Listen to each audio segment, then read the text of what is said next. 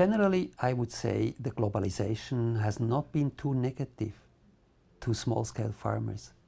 But the big but is that they have not been included in these markets.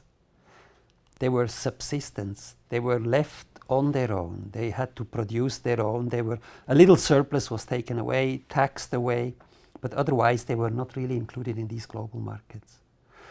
And so including them better is certainly an aspect that has to be looked at in the whole global market system.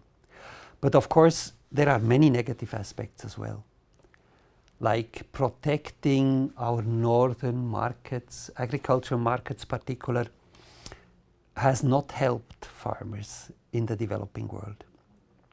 It has lowered the prices of grain, for example, where we produce in surplus and then we throw it on the global market, the prices drop. So these prices are lower for small-scale farmers, and in general, labor-intensive farming is more expensive than mechanized farming.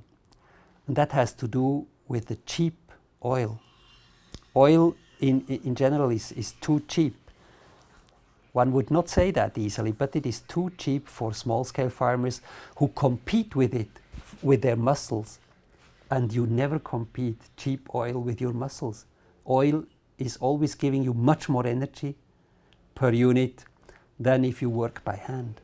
And so all these small-scale farmers, these 40% of the world population, are somehow excluded against the cheap oil. And now with a biofuel, again, land is being reserved for biofuel production, which narrows small-scale farmers to even smaller areas. In many areas, if not, this biofuel is produced in protected areas, nature protection areas. So this biofuel issue is not very beneficial to agriculture in many places.